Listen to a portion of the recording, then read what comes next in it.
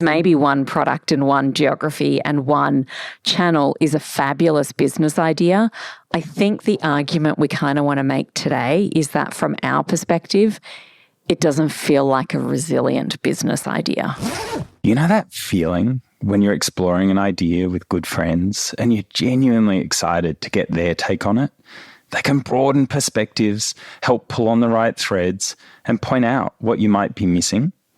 We're Andy and Lina, two of the co-founders of Bellroy, and that's the feeling we're going for in our conversations with this podcast, What Have I Missed? We jam on ideas and try to better explore and resolve them. Themes that relate to running a business, nurturing a culture, and trying to have a positive impact in the world. Welcome. I think the thought we kind of had was that there were two ways we could explore resilience today. One was through structural resilience, like how do we structure Bellroy to build this muscle that we're talking about, and one is cultural. But I think we thought we'd start with the structural side of things and sort of talk about what we're doing in that space that we think builds resilience and like why. Yeah, that sounds really good. It might be worth just quickly talking about resilience as a concept as well. I don't know if that's worth doing. And actually, look, on the theme of us wanting to show our thinking, it's like, so let's have a conversation about resilience. And it's like, okay, first, like we just need to track back and redo stairs versus elevator and what that means. And then we need to talk about what does resilience mean. But I think this is what it actually looks like to get to the end of saying, well, what are we going to do to have a resilient business? And it's like, well, we have to load in all these pieces of software first, and then we can talk about it. Yeah. So anyway, yes, resilience, go. I love that. So I guess, we've both got engineering degrees. Whether we call ourselves engineers or not is up for debate. But one of the things I really like about engineering is this trying to create very specific meanings of terms. And in engineering, often resilience is talked about that ability to absorb or avoid damage when a stress is applied. And, I have a deep love of material engineering. And in that, we really talk about there's an additional aspect, which is you apply a stress to a material, how much energy is dissipated versus returned as well. So it's like this extra little bit. But essentially, we're saying apply a stress. What happens? Does it deflect? Does it break down? Does it spring back? What happens? And it's almost like you apply a stress and it's like, how can the thing be set up so that it takes that energy and uses it as power, sort of like in an Aikido way, where the attack comes, and that concept of resilience is very much the thing can come at you and you can be strong and ready to sort of take the hit and use that power. That's what I thought of when you talked about the material. I really agree. And that's like my favorite ability to handle resilience. And sometimes it's just, can you survive as well? Can you dissipate the energy or duck it or avoid it, depending on context? But I really like that Aikido analogy because that's really when you get to superpower it. Interesting. Okay. So we've done a bunch of defining, but there sort of are ways that we specifically go about it. And so the first, I guess, thing we think about is how are we going to frame our goals? And it's tough because I guess what we see out in the world is that there are some kinds of businesses that seem to get a lot of attention. They're pretty popular. They get talked about a lot. And those are the ones that I think optimize for growth. I think it's the sexiest story. I think maybe the second cool story is impact. And that's a change. I don't think impact-focused businesses were as popular maybe 50 years ago, let's just say, to kind of push us a long way away from when that change happened. But impact felt like a really interesting story to tell. And I think perhaps the untold story is profit. And profit-focused businesses probably also get a little bit of a negative storytelling about them. It's not so much the noble quest or the charitable quest, but we do kind of notice that when we look out into the business world, we see these three concepts of growth, profit, and impact being handled very differently in the public discourse. And I guess we feel like the way those three things get handled don't really match the way we choose to engage with them inside of Bellroy. I think that's right. And especially that the story is cleaner and easier to tell if the company is all in on one of those things. And as you're probably picking up, we generally think when you go all in on one thing, you compromise many other things. And so for us, it becomes more, well, what is the balance of growth, profit, and impact?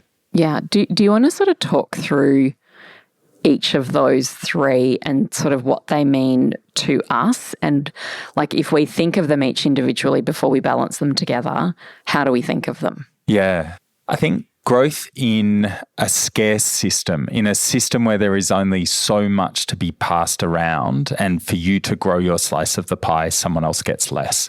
I think that can be a challenging thing, but when you have growth in an abundant system rather than a scarce system, you can grow the size of the pie. I think for us, when we're growing into abundant systems, we love that. It gives new challenges, new growth opportunities for our crew, for ourselves. It allows us to tackle bigger opportunities. It allows us to bring more resource to opportunities. Can you put some examples behind an abundant versus a scarce system to sort of, I think that's the kind of thing that I feel like you hear it and you think you know what that means, but like, what does that mean? Yeah. So a place where conversations often get derailed just on the model you're operating on is sustainability and the environment. So if we think of energy sources, that's a great example of scarce versus abundant. So if we're consuming fossil fuels, there's a finite amount of them because they take millions of years to essentially concentrate, develop, get in. And as we consume fossil fuels, we're taking away from future generations, but we're also starting to push out pollution, other negative consequences into a controlled ecosystem that has boundaries, and it all starts coming back at you. So you start getting global warming, you get toxic outflows, you get all these sorts of issues. So using energy from scarce resources is very challenging. If you can use energy from abundant resources, you can use that energy for positive things, improving quality of life, improving all sorts of things without those negative externalities coming back at you. So solar power, I think, in any hour, humankind can, if you add up all the energy forms we use, consume, from fossil fuels to nuclear power to solar power, all sorts, in any 1 hour, there's 20,000 times that much energy landing on the earth in the form of solar power. So most systems, once you get to a certain scale, an abundant resource becomes scarce. You start to hit up against the boundaries.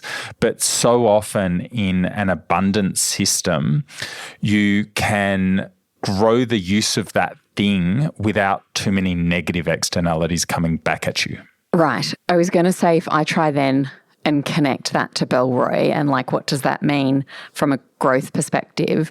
I feel like one of the things we like about this business that we've sort of landed ourselves in is that we don't have to be the only bag, wallet company in the world. And, we made Carryology because in fact, we feel like what we're doing is growing a space where lots of people can thrive and there's plenty of space for that.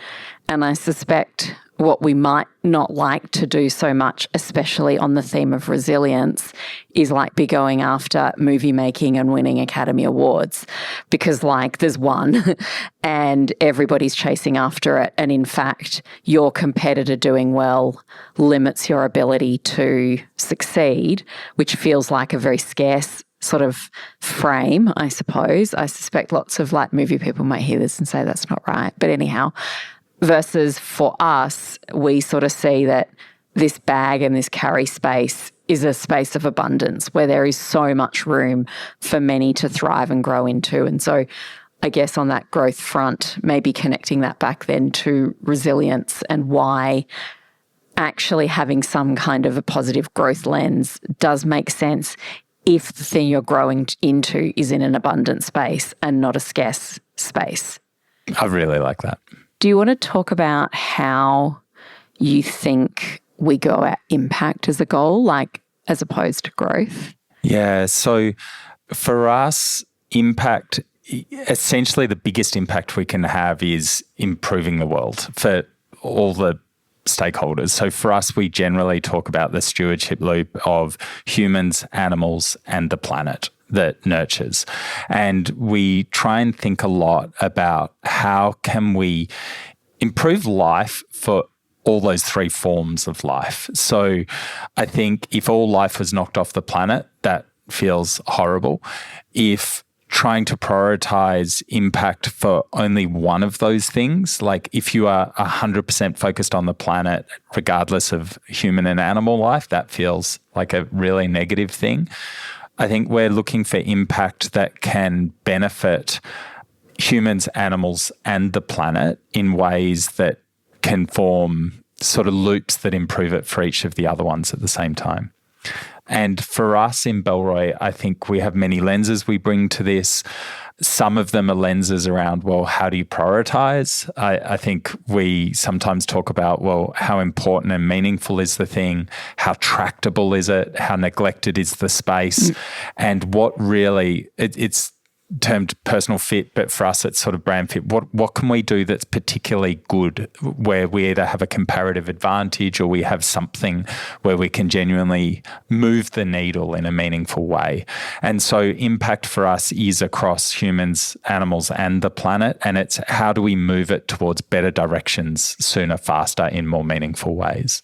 Cool. So taking these three ideas as sort of recapping, we're interested in talking about resilience today. One of the ways that we do that structurally is through the balance of growth, impact, and profit. Perhaps before we tie them together, we should explore profit, and then we'll talk about how they all work together.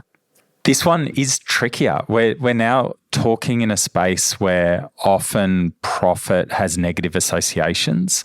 It feels like you're capturing value or you're gaming a system to take more value out of it. But we believe there can be profit and purpose. We believe that there are forms of profit that without it, you're not actually in control of your direction and strategy. In a way, profit is like a form of value recognition. And that profit is essentially what then allows you to steer the directions that matter and that you hold important, that you do those things. Without profit, you lose control of your direction, you lose control. But the other thing profit does is it shows that somehow you're really identifying what people value. You're finding a way to bring more value to them. And as you do that, you get to bring some of that value back in to then invest in other things. And so I think profit is an important part of us keeping control of a direction and strategy that lets us balance growth and impact, lets us pursue other goals. And it's interesting, the thing I want to bring in actually from a few different perspectives, and I've never thought of it this way before, but is the dimension of time, which we may have done in other conversations. But when I look at the three, growth, profit, and impact, and think about time and resilience, I kind of want to turn the sequence to profit, growth, and impact. I'll talk through it to explain it, but it's interesting that I think that what profit brings is actually short-term resilience. It means that you have probably got a healthier balance sheet. You've got a little bit of money saved aside for a rainy day. And in the very short term, if something very funky happens, it's probably profit that first means you can breathe as a business and think about what your strategy is, thinking about what your response is, working out what to do. Growth and impact, I think, in the very, very short term, my sense is they don't kind of help immediately when you're like, eek, this thing's happened. What are we going to do about that? So I feel like from a resilience perspective, profit's kind of the thing that gives you very short-term immediate resilience to know you can actually weather a storm, have a healthy balance sheet, sort of make offensive rather than defensive decisions. And then I think maybe I would say growth is probably the next time factored piece, where I think in the medium term, if you know how to achieve growth, you can something like, I want to say, but I don't love it, but like scale yourself out of trouble, or you can grow your way out of a tricky situation. If the next move that you have to make is quite expensive, perhaps quite capital intensive, but you know how to grow out the benefit of the thing you're doing, I think in the medium term, growth gives you the capacity to sort of grow into the size that you have to invest for. Like, I think about this quite a bit for us. I think a decision we made very early was that we were going to be operationally capable globally. And this was quite an infrastructure expensive decision that, from a profit lens and absolutely from an impact lens, this would have been a really difficult decision to justify. You know, we're sort of talking about things like, can you navigate paying taxes around the world and having logistics globally and all those sorts of very operationally things.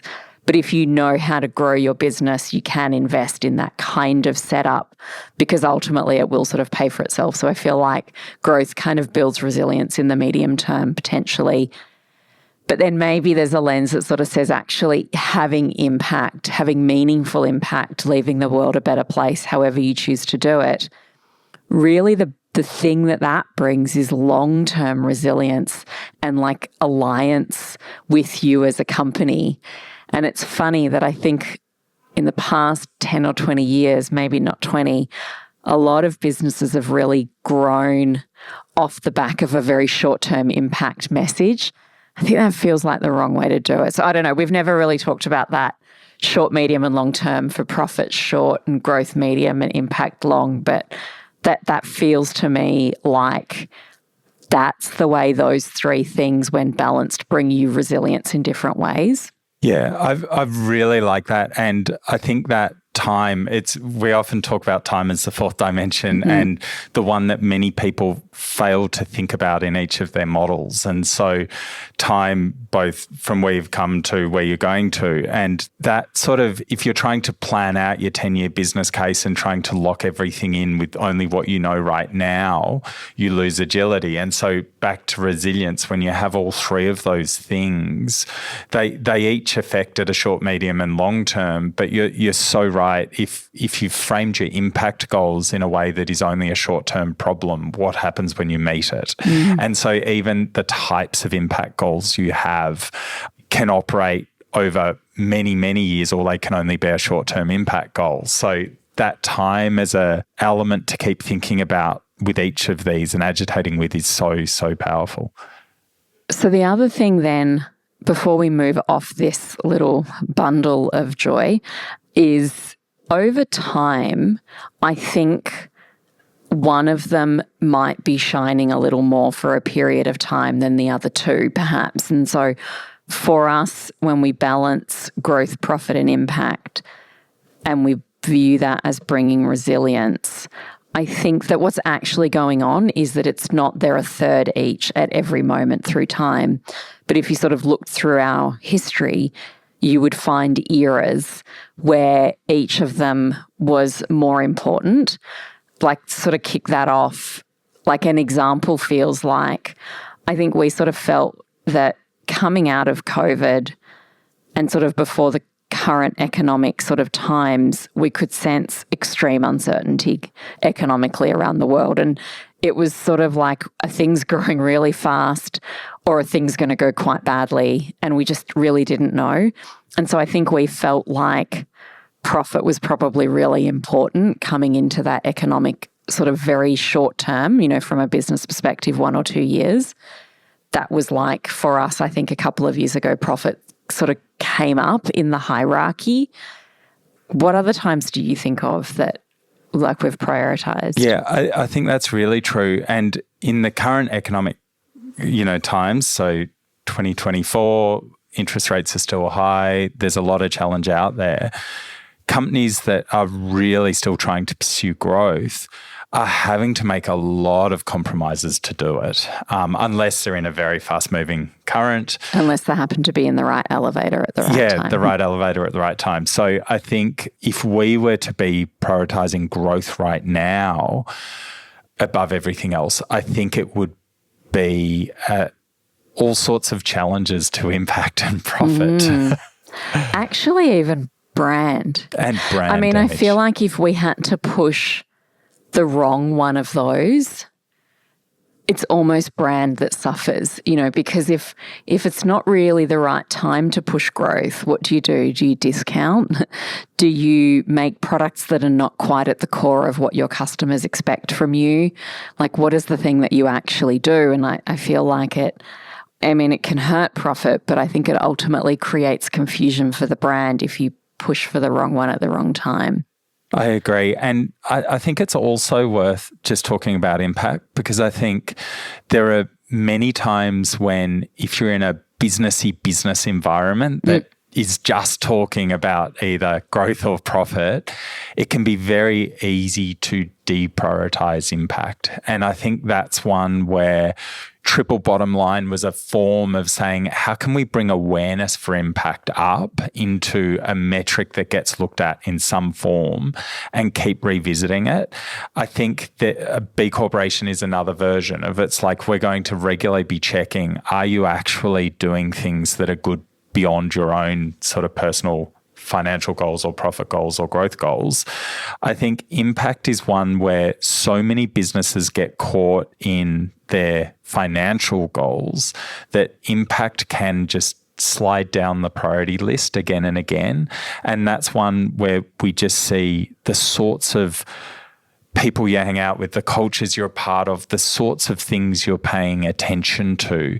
It's probably the one where the economic machinery doesn't currently put as tangible a value on it. It doesn't have a home in the spreadsheet, it would be fair to say, and that's a challenge. But what I wanted to kind of go back on is, I think that noticing that sort of the businessy space, like however we label that, doesn't have a home for impact often and can deprioritize it.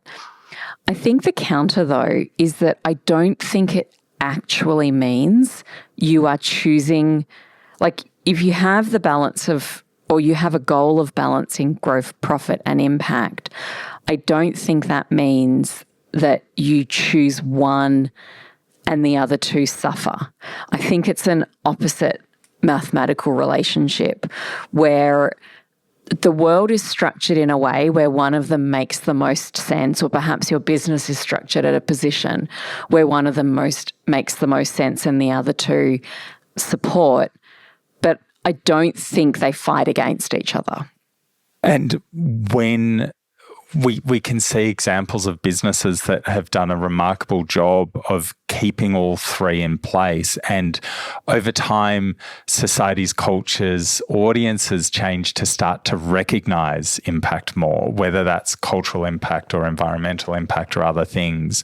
And the culture that cares about all three ends up often being a more resilient culture that can navigate changes in a zeitgeist, changes around what audiences care about. As reviews and transparency improves, if you've got gremlins in the cupboard, it starts to get spotted much more. I think you're right that they can reinforce. Right. That they don't pull from each other. I don't quite know how that would be expressed, but they seem like they do support each other. Okay. So within the context of resilience, growth, profit, and impact for us are critical. We think that actually to have resilience, you need all three. I think if I change our direction a little bit now, I think there's another group of three that is about much less what the business goals are, but much more about how we're trying to build out our business that we would put into the groups of product categories, sales channels, and geographies. And I think that probably traditionally gets described as diversification. Like that's probably the way that concept has been referenced. And so you might say this is our strategic diversification, but ultimately we think the focus of these three categories on our strategic development as a business is really critical for resilience. I think that's really right. And it might be easy just to talk about 2024 now. Direct to consumer has been the poster child of this whole new economic model, all these things 5-10 years ago. And now it's being poked at and pulled apart a little as perhaps not a very resilient model. So an example of a model that was often there in direct to consumer type startups was one product in one market and one channel. Yeah. So it was, your channel was direct to consumer through a website. Your category was one hero product in one category, and your geography was probably the US or the equivalent of a US startup, but replicated in Australia or in another country. So in some ways, what we're talking about with that diversifying is the opposite to what was a very strongly pushed business model. It is a really tasty business model to talk about because it's very legible, right? You really can understand that there's a singular product and the geographic closeness of the market that's being sold in helps from a virality concept. And I think the business that's running that, it's quite a simple business. I feel bad saying it's a simple business, but I think it sort of is the one product, one channel, one geography. And it really, really works right up until it doesn't. And then it really, really doesn't because you've got, one product and you're selling it through one communication channel. And essentially, those businesses need to make one of three decisions. Once they get to the end of where that works, they either need a second product or a second sales channel or a new geography.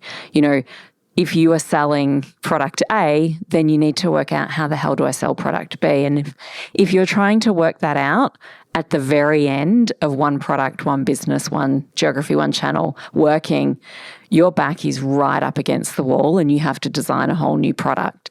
If you're trying to get into a new geography and you haven't thought about it, super hard to do. I mean, I feel like one of the questions we often get asked for our lovely Australian accents is how did you get out of Australia? Because I think for those who are Australian who are listening, Australian businesses, I think, have a fabulous market, but while we're geographically, physically big, the number of people here is really quite small. And so how you get out of a country has been a really important topic for us. Or maybe it's one channel, you start with a Shopify website, it works really well. The product is like the Shopify product is fantastic at guiding a new entrant. But then eventually you might need to navigate Amazon or a different marketplace or perhaps distribution in another country. And remembering that what we're actually talking about here is resilience and not whether this is a rubbish business or not, because maybe one product and one geography and one channel is a fabulous business idea. I think the argument we kind of want to make today is that from our perspective, it doesn't feel like a resilient business idea. Well said. Nothing to add. Yeah, cool. Do we want to quickly chat about categories and channels and geographies? Just because I think from a resilience perspective, this is so, my sense is maybe we've got a little bit deeper to go on that. Yeah. So for us, categories, we began in wallets. We went deep on that for several years, but we always wanted to be a carry brand. And so whilst we're not making perfumes and all sorts of other things that luxury or sub-luxury brands might make, we still defined a zone that was the carry space. And at the time we started, that wasn't... So the Bellroy brand hopefully meant a thing to people and they kind of knew what to expect from us. And so that's our sandpit. It's like, how big is your sandpit sort of thing? Yeah. And we're not saying we can make incredible products in any category. We're saying we'll define a category and then we'll pick many categories within that. So carry is the wider space we operate in, and then within that, wallets, phone cases, bags, travel goods, we have several things. So depending on where you call it, like some people might say our only category is carry, but I think for us, we very much do see different market dynamics, different consumer demand, whether it's in tech accessories or travel goods or wallets or other zones. We see those as different categories for us. And so I think what that means is that if you had a window into our product development space, what we think is important is to be contemplating some kind of development of both the categories that we're currently in and future thinking about what would be categories that would be relevant for us from a product perspective in the future. And these things take a lot of time. And so for resilience, kind of point number one, keeping that active feels really important. I think maybe the channel piece is sort of the second part of that pillar for us.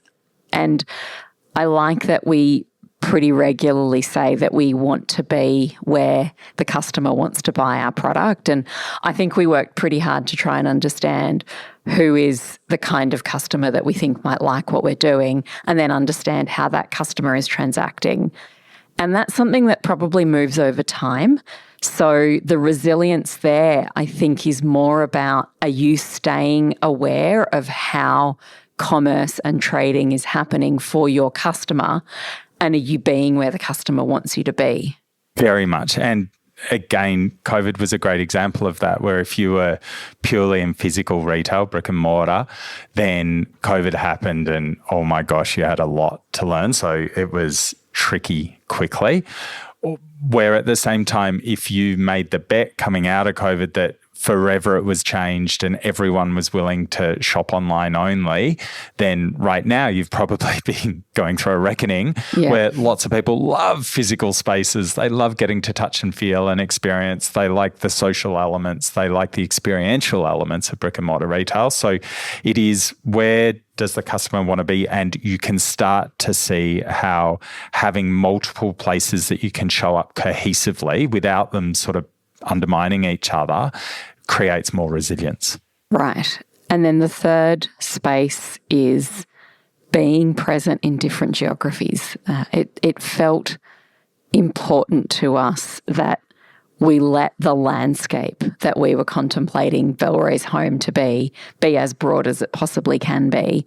And that meant, how can we have it be that people all over the world can buy our product rather than in one specific place? But I think in reality, what that looks like is that there are some geographies that we sell in that are quite developed and we have a really broad offering.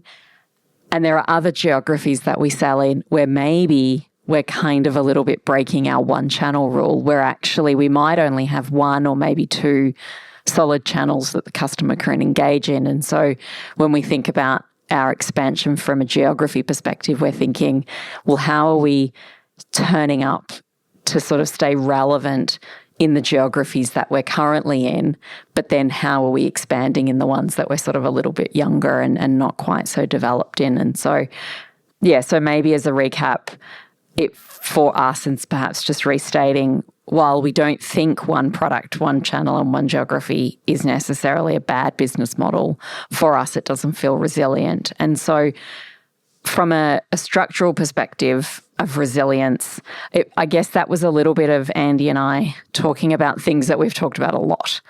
Balancing growth, profit and impact, and diversifying categories, geography and channel are really regular themes for us. And probably that's not really the part of this conversation that's very exploratory.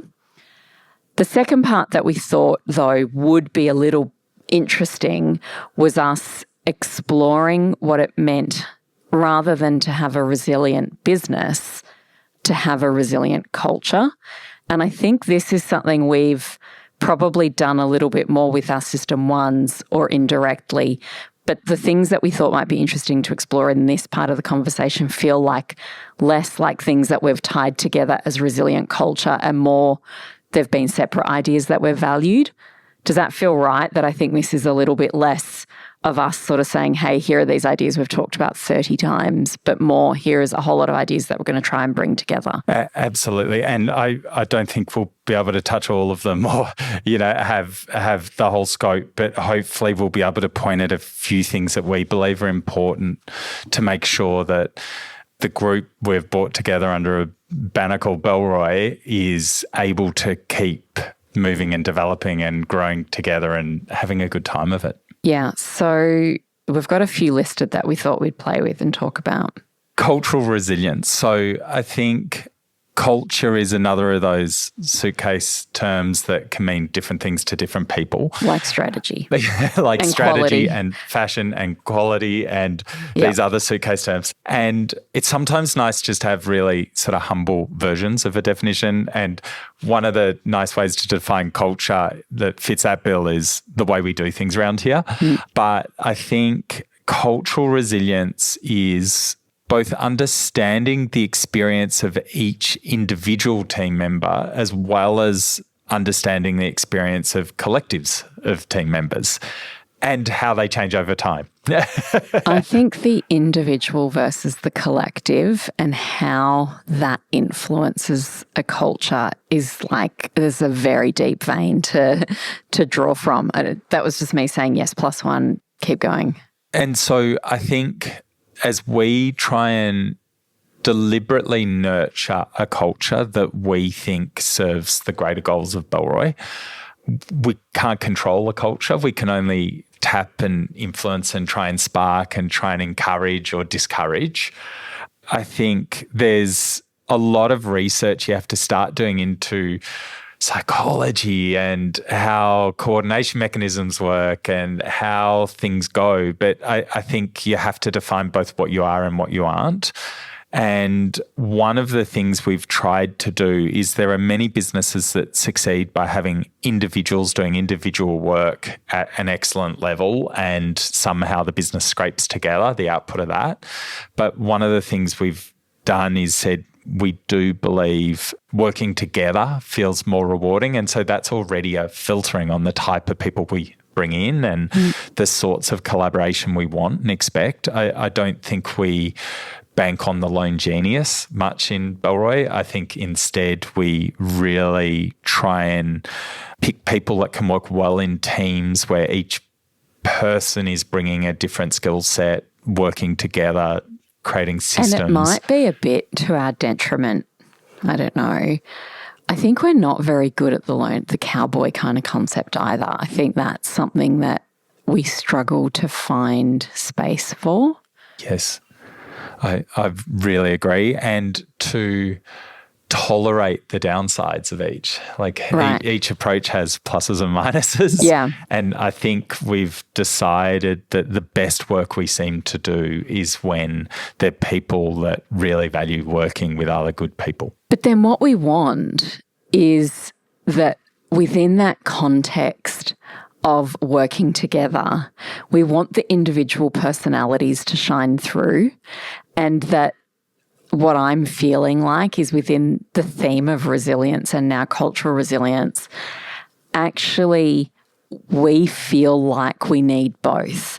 We feel like that working as a collective group, as a team, that the collective works very well, but actually it only works when the individual shapes of each person who's part of that group continues to shine.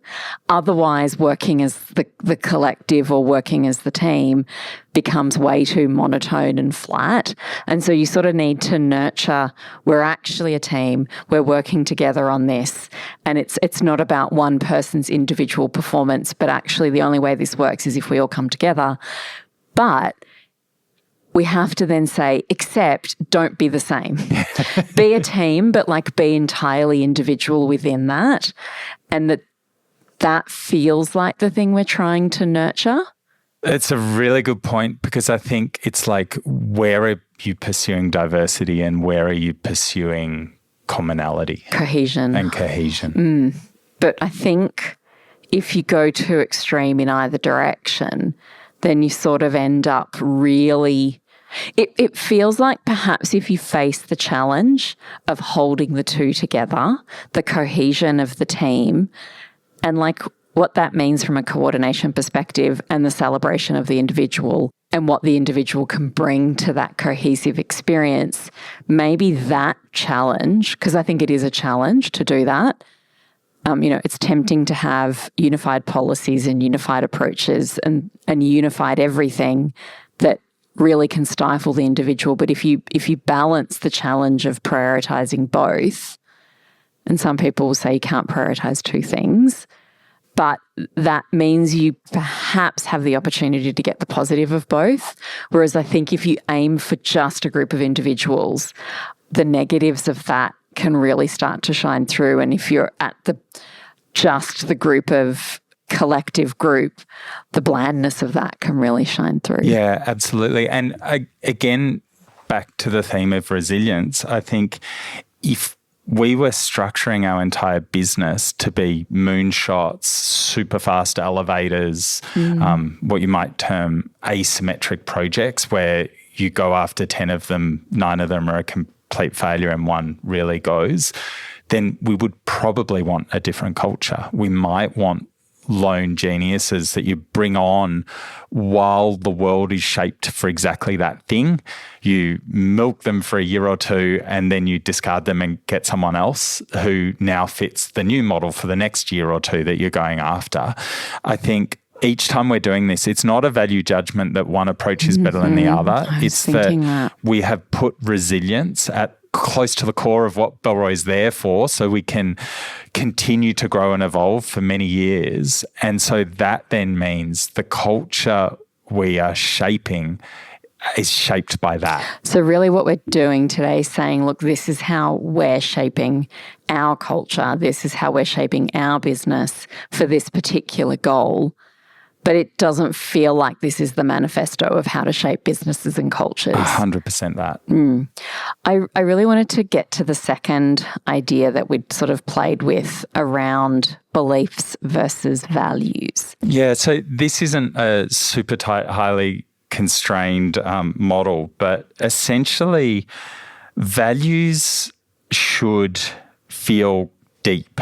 They should feel like they're quite directional. They're not super, super concrete always, but it's like they're things that shouldn't change that often. Where beliefs, you're hopefully updating constantly. Right. You're constantly moving your probability mass. I was totally going to say you've probably got a probability distribution that covers the position of your beliefs, and the shape of that distribution is moving over time. It's moving constantly. And whether you're studying Bayes' theorem and it's like, how much do I update my beliefs with this single piece of new evidence versus the sort of baseline evidence that exists in the world? Our hope with beliefs is that they are constantly moving up and down, and the emphasis is shifting a little, and we're realizing blind spots and we're opening up. So our hope is that beliefs are evolving constantly. Values evolve, but on a much, much longer time frame. If one of the major bad things about the study of history is when you take current day values and you apply them to people in the past, and it really does do an injustice, because they do evolve. The way we think of equality, the way we think of what is right and wrong does evolve and change. It does over time, but it's a slower evolution. So I think that we would want to nurture the idea that actually it would be okay for our beliefs within our culture to not be the same. Correct. And in fact, we expect it, and we feel like we probably have to work fairly hard to continue to say that that's okay, because it's not an ordinary idea that it's comfortable to be with people who believe things different to you, because for us, we think that beliefs are just built on the pieces of data and evidence that you've brought together and interpreted to bring you to a conclusion. And so for us, resilience probably means having a culture that's comfortable with different beliefs and having beliefs move through time and having beliefs be explorable. Absolutely. And if you have diversity in that culture, when there's very rapid changes in the world, you've probably got people that have already been putting their attention on that. You're ready to update your thing. beliefs. Absolutely. Where if you're a much more homogenous culture, a shift in society, a shift in the world can leave you sort of run off the cliff with no ground beneath you because no one's put focus on that. I was going to say, why doesn't that happen for value? Like, so let's contrast that to values, right? Like, why do we then say, well, it's probably harder to have values be in conflict? I don't know. I had a first thought actually where I feel like, we've talked quite a few times about this is a conversation about resilience, not for everything, but for us and for Bellroy. And I think for us to be able to align on that, we need to have fairly aligned values on what we want to create from a business perspective. But it probably doesn't matter if our beliefs are not aligned. Like, one of us might think Italy, the other one might think France from a geographic perspective, but actually we can navigate why each of us thinks that. But if we ultimately think that we should be moonshotting, then that's sort of a more ingrained value set of what you're trying to achieve, and that would be much harder for us not to be aligned on. I think that's right. And I also want to extend it from not only internal value alignment, but some form of value alignment with the customers you're trying to serve. And I think there are different value communities in the world. I think some communities on average hold certain values of a very different shape to other communities. And I think it's very hard to serve customers and empathize and understand customers that hold radically different values. Now, that's troubling if you start confusing values and beliefs. I think the belief is the more sort of response to what's happening to a deeper value movement. Yeah. So I think we can serve customers that hold radically different beliefs, but I think it would be hard for us to service customers that have radically different values from us. So, for example, if you really valued quick change, novelty, new thing all the time, is it possibly okay to say that's harder for us to align with? Because I think what we try and do is invest more of our product development work into things that are enduring concepts, so they won't feel like they have a lot of novelty. And if that's what you value, we might not make the thing you love. But if what you value is that the thing you bought 5 or 10 years ago is still with you, that's the value that we're trying to speak to with the decisions that we make. Absolutely. And if you only value function and don't value emotion or social kind of interaction or things like that, you might look at our products and say they're pretty expensive because I can buy something that fundamentally ticks the functional boxes for less money. And so if you're not valuing the other aspects of like the care that's put in, the emotional response, the feelings, as well as how it's made, the care that's taken for people in the supply chain, all those things, then you're just going to think we're too expensive. Right. So it's interesting that I think this concept maps to the business resilience concept, because actually we clearly value resilience for Bellroy, like we spent an hour talking about it almost. And we are doing quite a bit in our strategy to build resilience. And actually, that's probably because our value sits with that we think something enduring over time is really an interesting thing to make. And actually, our products, I think we're trying to make resilient products. We're trying to make fashion resilient products, and we're trying to make like engineeringly resilient products and things that will feel relevant in different contexts. And so I suppose our value for resilience connects with potential customers who perhaps might themselves value resilience in the things that they use. I really agree. Is that sort of maybe a good spot? I don't know if there's anything else to add, or is that kind of a good wrap up of our conversation around resilience? No, I think we should stop there. Otherwise, it'll turn into a very long one. Okay, great. Thank you. Thank you.